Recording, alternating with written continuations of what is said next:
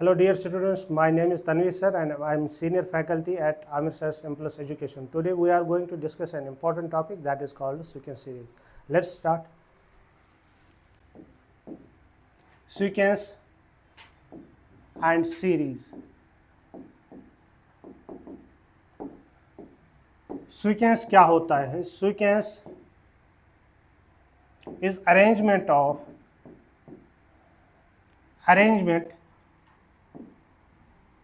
terms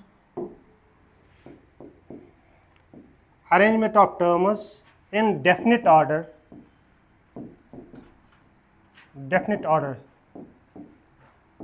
and having rule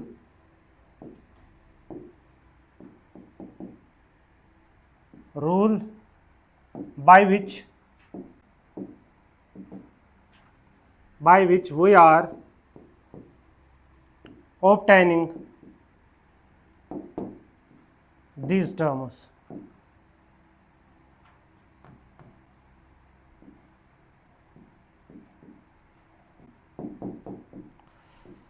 तो हमारे पास प्यारे बच्चों सीक्वेंस क्या होता है? एक रूल होता है जिसके एक ऑर्डर में अरेंजमेंट ऑफ टर्म्स होता है, एक डेफिनेट ऑर्डर में, और एक रूल होता है जिससे हम ये टर्म्स निकाल पा रहे हैं।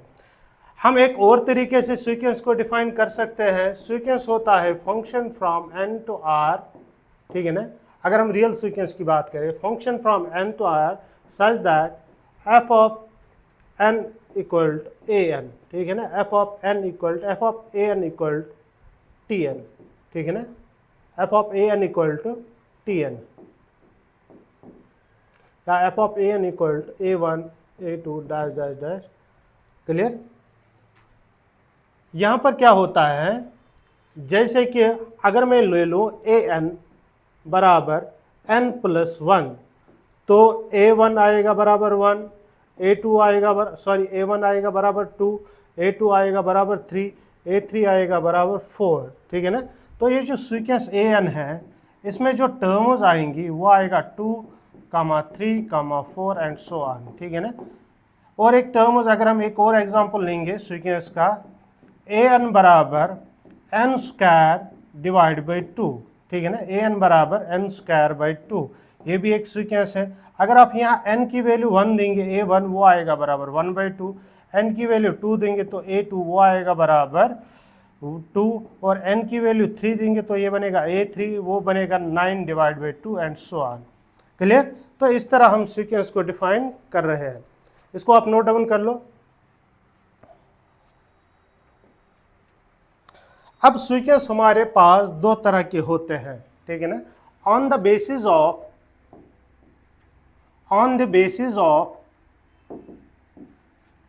number of terms,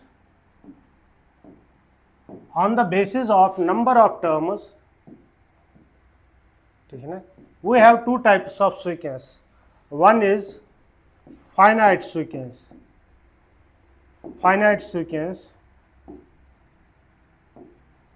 अब फाइनाइट सीक्वेंस क्या होता है? फॉर एग्जाम्पल मैंने लिया a n equal 4n plus 3 and n is less than 5, ठीक है ना।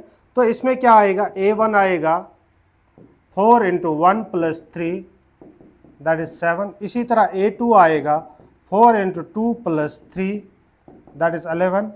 इसी तरह a3 आएगा सो ऑन, यहाँ पर लास्ट में आएगा a4।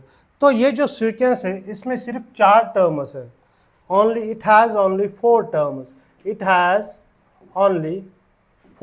That is a1, a2, a3, a4। क्योंकि यहाँ हमें n का वैल्यू 5 से कम देना है। n नेचुरल नंबर है तो n की वैल्यू 1, 2, 3, 4 आएगी।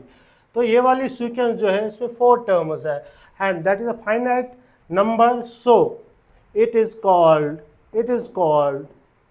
Finite sequence. फाइनाइट सीक्वेंस क्या होता है? सीक्वेंस हैविंग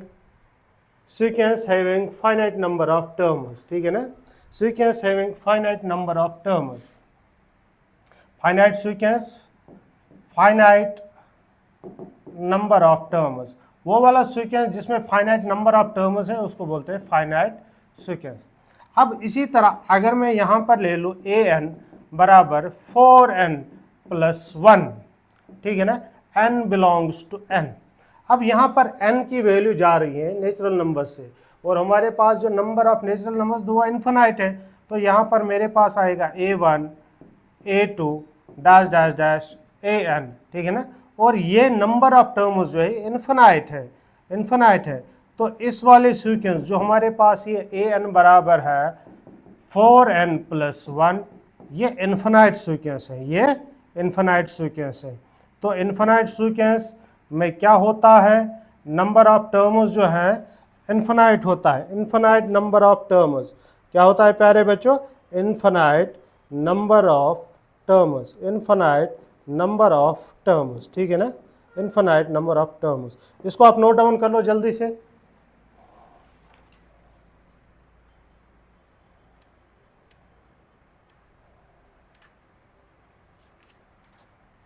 ओके, तो इसके बाद हम पढ़ेंगे प्रोग्रेशन। प्रोग्रेशन क्या होता है,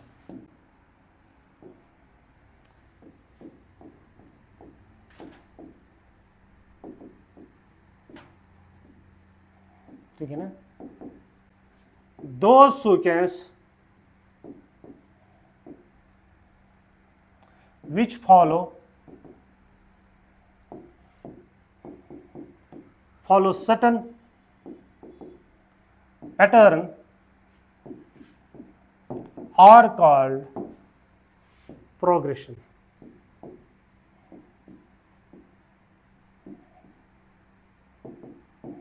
ठीक है ना, तो वो वाले सीक्वेंस जिनमें एक तरह का स्पेशल पैटर्न होता है उनको हम बोलते हैं प्रोग्रेशन।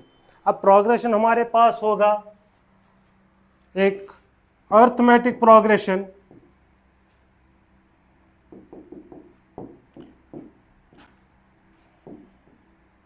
और दूसरा है जियोमेट्रिक प्रोग्रेशन,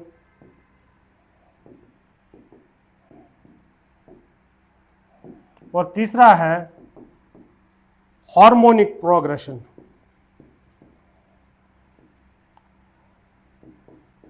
हार्मोनिक प्रोग्रेशन, तो प्रोग्रेशन में हम क्या क्या पढ़ेंगे, arithmetic progression, geometric progression, harmonic progression, ठीक है ना।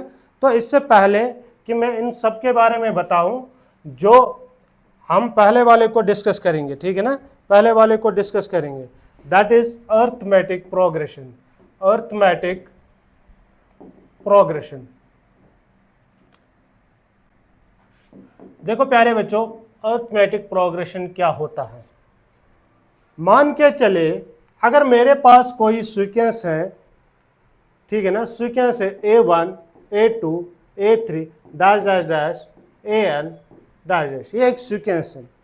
अगर इसके टर्म्स के बीच का डिफरेंस सेम है, दैट इज अगर an+1 माइनस an एक फिक्स्ड है, फिक्स्ड डिफरेंस है, यानी a2 माइनस a1 अगर बराबर है d, a2 माइनस a1 अगर बराबर है d, a3 माइनस a2 बराबर है d, and so on.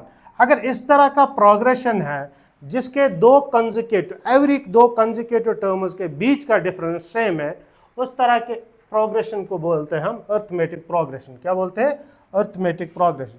So arithmetic progression is that progression in which there is a constant difference between every two consecutive terms, जिसको हम इस तरह से लिख रहे हैं, ठीक है ना, इस तरह से लिख रहे हैं। और ये जो d होता है इसको हम बोलते हैं कॉमन डिफरेंस। क्या बोलते हैं बच्चों, कॉमन डिफरेंस। क्या बोलते हैं, कॉमन डिफरेंस। एक एग्जाम्पल से हम समझेंगे।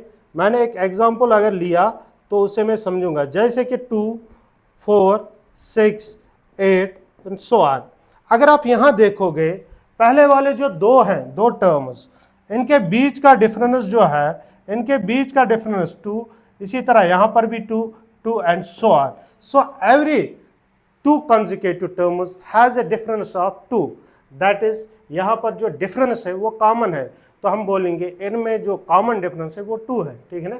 और इस तरह का सीक्वेंस जहाँ कंसेक्यूटिव टर्म्स का डिफरेंस सेम होता है उसको बोलते हैं अरिथमेटिक प्रोग्रेशन, ठीक है ना। नोट डाउन कर लो इसको।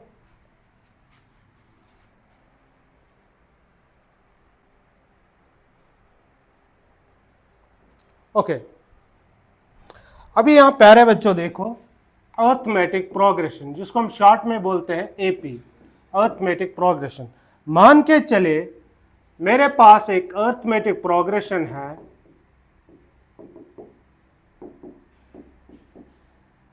ठीक है ना, n बिलोंग्स टू n। तो अगर हम देखें n की वैल्यू 1 देंगे तो यहां पर आएगा a2 माइनस a1 बराबर d, ठीक है ना। तो यहां पर आएगा a2 बराबर a1 plus D, clear, a1 plus D.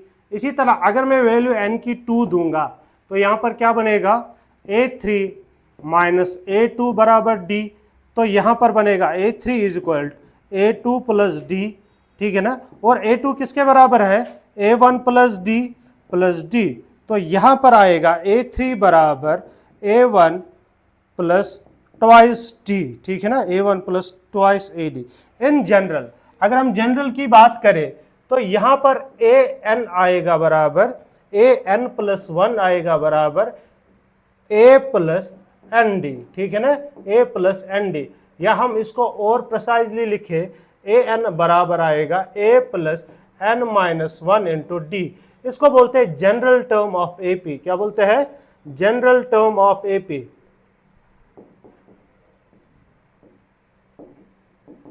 General term of AP. मान के चले आपको 20 वाला टर्म निकालना होता, a20, तो वो आता बराबर a plus 20 minus 1 into D. वो आता a20 बराबर a प्लस 19d। इसी तरह आप कोई सा भी इसका टर्म, जनरल टर्म निकालते, और जो हमारा जनरल एपी होगा, जो हमारा जनरल एपी होगा, जनरल एपी, जो हमारा जनरल एपी होगा वो बराबर होगा, देखिए पहला a1, दूसरा आएगा a1 प्लस डी, फिर a1 plus 2d and so on, ठीक है ना। अगर हम a1 के बराबर a ले ले, यानी फर्स्ट टर्म को हम a बोले, तो हमारा जनरल एपी जो है वो आएगा a plus D, a plus 2d, ठीक है ना, a plus 3d and so on, ठीक है ना। ये हो गया हमारा जनरल एपी। और यहाँ पर जो हमारी जनरल टर्म है, जनरल टर्म वो है an बराबर a plus n minus 1 into D, n minus 1 into D. तो ये बात आपको नोट करके रखनी चाहिए। एक एग्जांपल लेते हैं। मान के चले मेरे पास एपी हैं 3, 5, 7, 9 डैश डैश डैश, और मैंने आपसे पूछा बताओ a25 किसके बराबर होगा। तो आपके पास फॉर्मूला है an बराबर है a plus n minus 1 into D. तो a25 होगा बराबर a plus 25 minus 1 into D, ठीक है ना। तो यहाँ पर आएगा a कितना है, यहाँ पर 3 प्लस 24, और d कितना है, d देखो 2 के बराबर है, तो वो आएगा 3 प्लस 48, वो आएगा बराबर 51। तो यहाँ पर जो मेरा 25th टर्म है वो बराबर होगा 51। तो इसी तरह आप कोई सा भी टर्म, अगर आपके पास एपी है, उसका कोई सा भी टर्म निकाल सकते हैं बाय दिस फॉर्मूला, ठीक है ना। होप आपको ये समझ आया होगा। इसको आप नोट डाउन कीजिए so that we can proceed for further.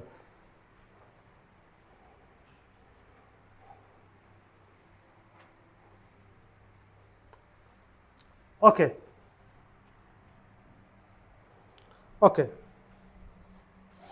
sum of n terms of AP, sum of n terms of AP, ठीक है ना, AP। तो sum of n terms of AP। तो अगर मेरे पास AP हैं a plus D, a plus 2d dash dash dash dash a plus n minus 1 into D, यानी एक AP है जिसमें टोटल कितने टर्म्स है, n टर्म्स। मुझे इसका सम निकालना है। कर लिए आप यहाँ नोट कर पा रहे हो, जो लास्ट टर्म है, लास्ट टर्म वो बराबर है a plus n minus 1 into D. इस बात को आप नोट करके रखना। जो लास्ट टर्म होता है n टर्म, वो होता है बराबर a plus n minus 1 into D. अब मुझे क्या करना है, मुझे इन सब टर्म्स का सम लेना है। क्योंकि ये n टर्म्स है, इनका सम जो है इसको मैं डिनोट करूंगा Sn से। वो बराबर होगा a प्लस डी, ठीक है ना, plus dash dash dash a plus N minus one into D, ठीक है ना। ये हो गया इन एन टर्म्स का सम। अब मैं क्या करूँगा, इसी सम को लिखूँगा लेकिन रिवर्स ऑर्डर में। जो लास्ट टर्म है उसको पहले लिखूँगा, a plus N minus one into D, ठीक है ना, plus dash dash dash dash plus last पे क्या आएगा, ए आएगा, ठीक है ना, लास्ट पे ए आएगा। और टोटल ये टर्म्स कितनी है, टोटल ये एन टर्म्स हैं। अब मैं अगर इनका सम करूं, अगर मैं इनका सम करूं, ठीक है ना, अगर मैं इनका सम करूं तो यहाँ पर एक बार एस एन, एक बार एस एन, तो दो बार एस एन, ठीक है ना। अब इस वाले टर्म को, पहले वाले टर्म को पहले वाले टर्म के साथ ऐड करो, ए प्लस ए कितना होता है 2a, और यहाँ पर n minus one into D है, ठीक है ना, n minus one into D है, क्लियर। और इसी तरह मैं ऐड करता जाऊँगा लास्ट पे मेरा क्या बनेगा 2a plus N minus one into D, ठीक है ना, n minus one into D. और ये टोटल कितने टर्म्स हैं, ये n टर्म्स हैं, ये टोटल कितने टर्म्स हैं, ये n टर्म्स हैं, क्लियर। अब अगर हम इनको ऐड करेंगे, तो यहाँ पर ट्वाइस एस एन बराबर आएगा, देखो टोटल ये n टर्म्स है तो वो आएगा n times 2a plus n minus one into D, ठीक है ना, वो आएगा बराबर n times 2a plus n minus one into D. तो यहाँ से मेरा एस एन क्या होगा, एस एन की वैल्यू क्या आएगी, n divide by 2a plus n minus one into D, ठीक है ना, n minus one into D. Further अगर हम देखें, ठीक है ना, अगर हम देखें, ये तो हो गया formula for S N of terms. अगर हम देखें एस एन बराबर है n डिवाइड बाई 2, इसको लिखे हम ब्रेक करके a plus n minus one into D, ठीक है ना, a plus n minus one into D. अगर आप ये फार्मूला देखेंगे a plus n minus one into D, ये किसके बराबर आता है, ये आता है बराबर l के, यानी लास्ट टर्म के। तो यहाँ से एक और फार्मूला निकल के आता है, सम ऑफ n टर्म्स होता है बराबर n divide by 2 into a plus l। तो इस फार्मूले से आप क्या कर सकते हैं, जितनी भी टर्म्स होंगे एपी में उनका सम आराम से निकाल सकते हैं। आइए एक दो एग्जांपल करते हैं, उसके बाद हम नेक्स्ट टॉपिक पे जाए। पहले आप इसको नोट डाउन कर लो, नोट डाउन कर लो इसको बच्चों।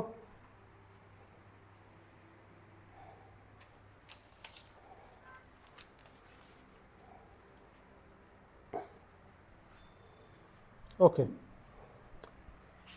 मान के चले मेरे पास एक एपी है, एग्जाम्पल एक ले लेते हैं, एक एपी है 3, 6, 9 सो ऑन, ठीक है ना। आपको मुझे इसके 10 टर्म्स का सम बताना है, वो हो गया S10, वो किसके बराबर होगा 10 divide by 2 into 2a, a यहाँ पर कितना है 3 plus 10 minus one into D कितना है, वो 3 है, ठीक है ना। तो वो कितना आएगा, वो आएगा बराबर 10 डिवाइड बाई 2, 2 3 6 प्लस 27, देखो 9 3 हो गया 27, वो हो गया 5 33, ठीक है ना। तो यहाँ पर आप कर सकते 5 3 15, 5 3 15 60 165, तो एस एन की वैल्यू आ गई, ठीक है ना। ये इस तरह से हम sum of n terms of AP निकाल सकते हैं। आइए कुछ प्रॉपर्टी देखिए या कुछ रिजल्ट देखिए हम इस अर्थमेटिक प्रोग्रेशन पे, ठीक है ना। रिजल्ट्स, अगर मेरे पास A1 A2 dash dash dash AN is an AP, अगर मेरे पास एक एपी है, ठीक है ना, उसके बाद क्या होता है, देन नंबर 1, अगर मैं इस तरह लिखूँ A1 प्लस के, A2 प्लस के डैश डैश AN प्लस के, ये भी एक एपी होगा, इज ऑल्सो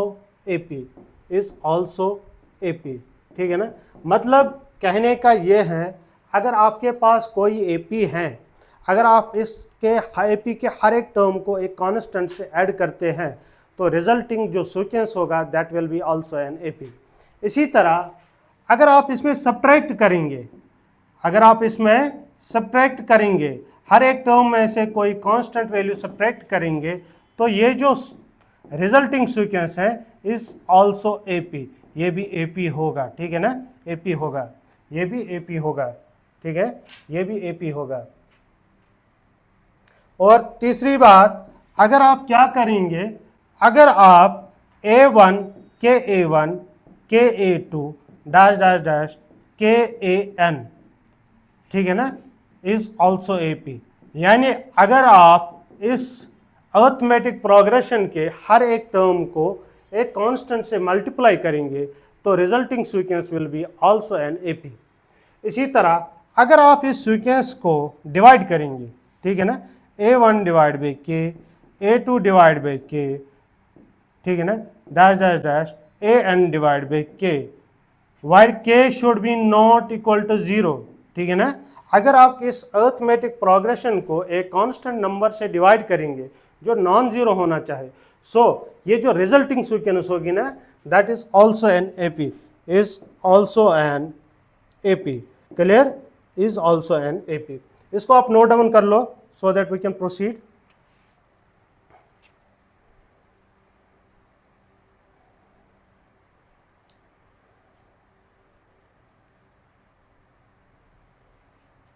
ओके, एक और चीज, इसको आप नोट डाउन कर लो, एक और चीज, अगर हम एपी की बात कर रहे हैं, अगर हम अरिथमेटिक प्रोग्रेशन की बात कर रहे हैं, अगर हम अरिथमेटिक प्रोग्रेशन की बात कर रहे हैं और वो बोल रहा है आपसे कोई सा भी थ्री टर्म्स की जब वो बात करे, ठीक है ना, तो आप हमेशा ये वाले थ्री टर्म्स लेना, a minus D, a plus D. इससे क्या होगा, जब आप इन तीन टर्म्स का ऐड करेंगे डी ऑटोमेटिकली गायब होगा, ठीक है ना।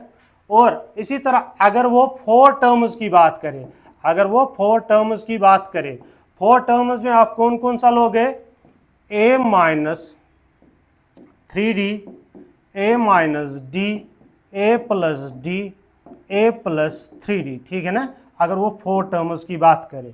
और अगर वो फाइव टर्म्स की बात करें, फाइव टर्म्स में आप क्या क्या लोगे, फाइव टर्म्स में आप लेना a minus two D, a minus D, a plus D and a plus two D, ठीक है ना।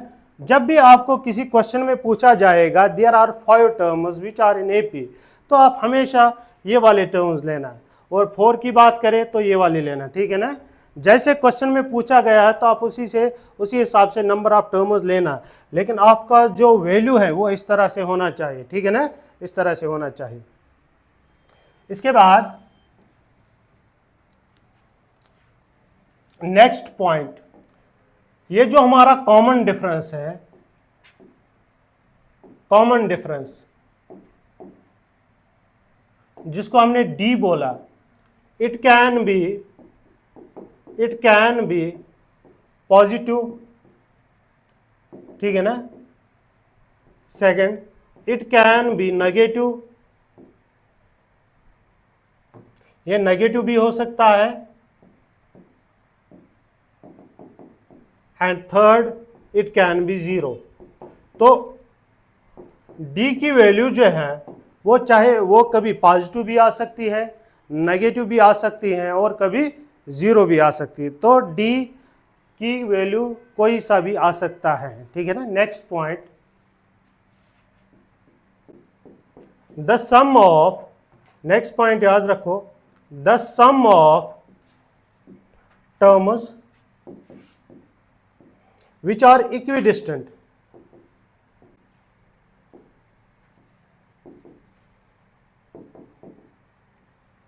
from starting and end is constant, ठीक है ना। उन सारे टर्म्स का सम जो स्टार्टिंग और एंड से इक्विडिस्टेंट है उनका सम हमेशा एक कांस्टेंट होता है, and is equal to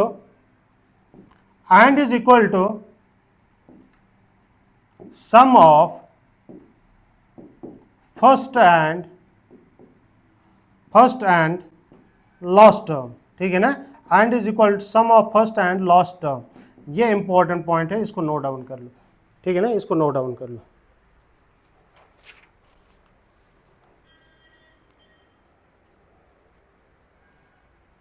okay, एक एग्जांपल से मैं समझाता हूँ, ये पॉइंट आप याद रख लो। मान के चले मेरे पास एक एपी है, मेरे पास एक एपी है 2 4 6 8 2 4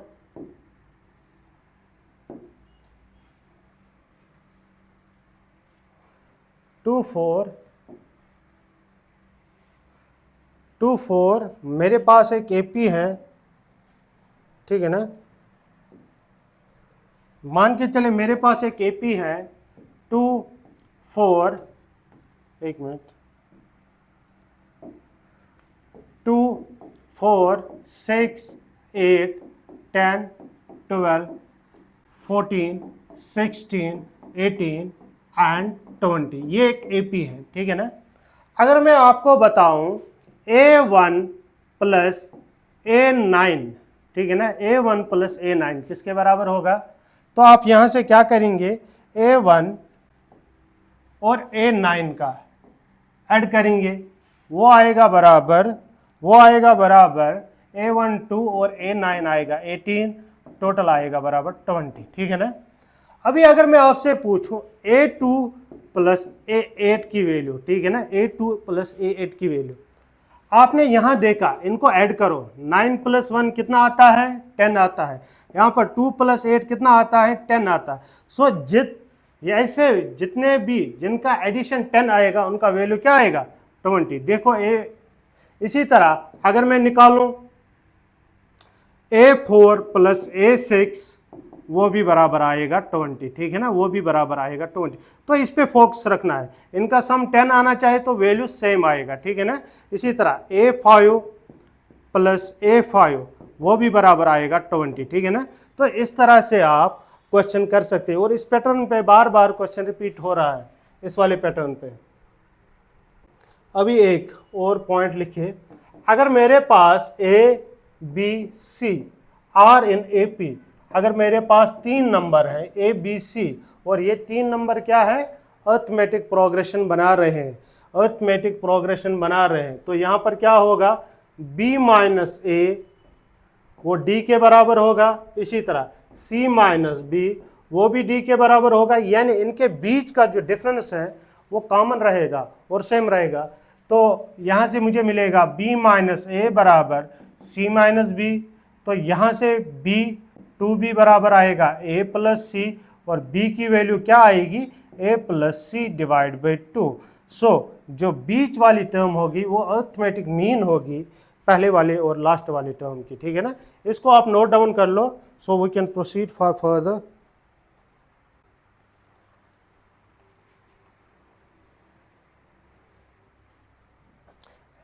एक और पॉइंट है यहाँ पर जिसको आपने नोट करके रखना है, जो इम्पोर्टेंट पॉइंट है, ठीक है ना। अगर मैं लिखूं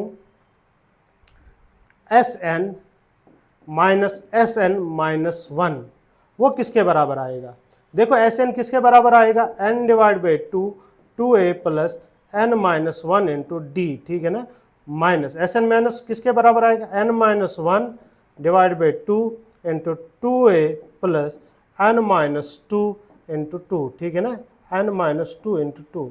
जब हम इसको सॉल्व करेंगे, जब हम इसको सॉल्व करेंगे Sn माइनस, ठीक है ना, Sn माइनस 1, ठीक है ना, जैसे कि यहाँ पर वो आएगा बराबर an के बराबर, ठीक है ना।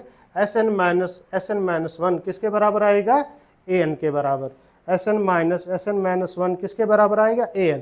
तो यहाँ पर जब हम इसको सॉल्व करेगा वो आएगा a plus n minus 1 into D, ठीक है ना, a plus n minus 1 into D. Clear. एक एग्जाम्पल से समझते हैं।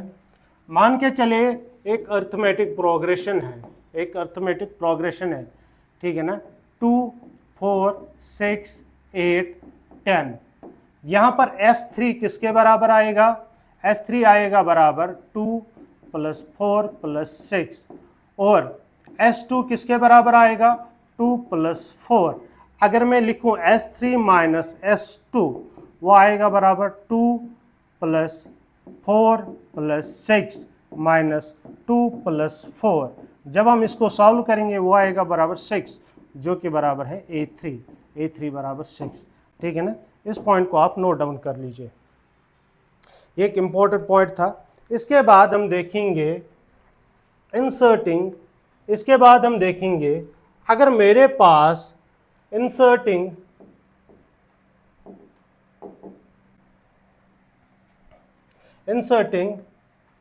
n numbers between A and B so that resulting sequence is AP। तो यहां पर आपके पास क्या है, आपके पास दो नंबर है, ठीक है ना, आपके पास दो नंबर है, एक है A और एक है B। ठीक है ना, आपको क्या करना है, A और B के बीच में n टर्म्स इंसर्ट करनी है, और जो ये रिजल्टिंग सीक्वेंस होना चाहिए वो एक अरिथमेटिक प्रोग्रेशन होना चाहिए। तो मैं भी क्या करूंगा, मैं इंसर्ट करूंगा n terms, A1 A2 dash dash dash dash AN। ठीक है ना, और ये सारा जो है, ठीक है ना, इसमें कितनी टर्म्स होंगे, n+2 टर्म्स, और ये एक AP होना चाहिए। ठीक है ना, इसको AP बनना चाहिए, इसको AP बनाना है। तो अगर आप गौर से देखोगे A1 A2 dash dash AN plus B, total n+2 terms है। अगर मैं यहाँ पर B देखूंगा, B वो होगा बराबर A प्लस इसका ये है n+2 टर्म, ठीक है ना, वो बराबर होगा n+2 माइनस 1 इंटू डी। तो B बराबर आएगा A plus n-1 into D. ठीक है ना, अगर हम यहाँ से देखें B माइनस A बराबर डिवाइड बाई n-1 बराबर D। ठीक है ना, तो यहाँ से मुझे D की वैल्यू मिली। अब अगर आप गौर से देखोगे ये जो A1 है, ये वाला A1, ये सेकंड टर्म है, तो A1 किसके बराबर आएगा, A प्लस डी। ठीक है ना, वो बराबर आएगा D की value A plus B minus A divide by n+1। ठीक है ना, B minus A divide by n+1। इसी तरह अगर मैं यहाँ पर ले लूँ A2 होगा बराबर A प्लस 2D, वो बराबर होगा A प्लस, ठीक है ना, A प्लस वो बराबर होगा A प्लस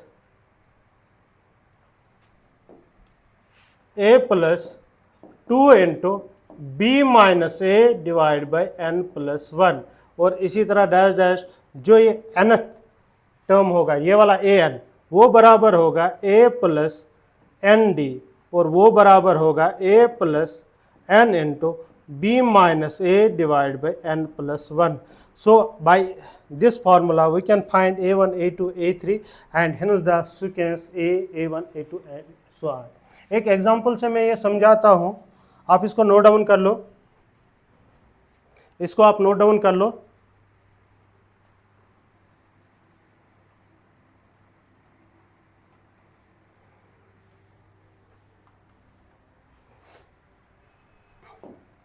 देखो प्यारे बच्चों, आपको क्या करना है, इंसर्ट, एग्जाम्पल एक लेते हैं, insert 3 terms between 2 and 6 so that they form AP। Clear? आपको क्या करना है, इंसर्ट करना है 3 terms between 2 and 6 so that जो ये रिजल्टिंग सीक्वेंस है वो एक AP होनी चाहिए। ठीक है, वो एक AP होनी चाहिए। तो यहाँ पर मैं क्या करूँगा, 2 A1 A2 A3, ठीक है ना, और 6 ऐसा बनाऊँगा। ठीक है, तो मुझे A1 A2 A3 और A3 के वैल्यू चाहिए।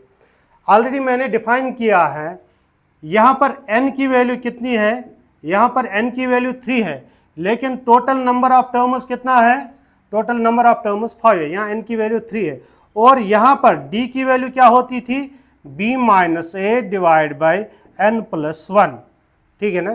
तो d कितना आएगा यहाँ पर, अगर हम d निकालेंगे वो आएगा 6 माइनस 2 डिवाइड बाई 3 प्लस 1, ठीक है ना।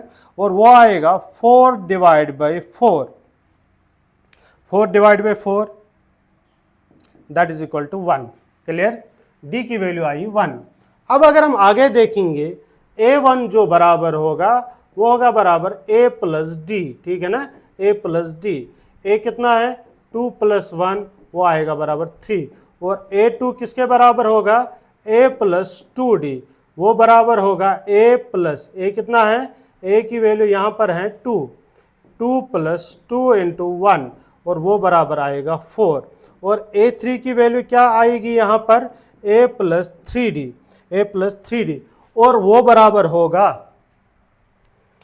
a3, वो बराबर होगा 2 प्लस 3 इंटू 1, और उसकी वैल्यू आएगी 2 प्लस 3, तो a3 यहाँ पर आएगा बराबर कितना, 5। सो मेरा जो रिजल्टिंग सीक्वेंस है वो आया बराबर 2, फिर a1 कितना आया, a1 आया 3, फिर a2 कितना आया, a2 आया 4, a3 5, फिर 6, ये मेरा AP बन गया, ठीक है ना। यहाँ पर 1 का गैप था, तो ये ऑटोमेटिकली आप ऐसा भी गेस कर सकते थे कि यही AP होगा। एक और एग्जांपल लेते हैं जिसमें हम थोड़ा सा डिफरेंट वैल्यू लेंगे सो दैट कि हमें समझ आए कि हमें करना क्या है। आप इसको नोट डाउन कर लो।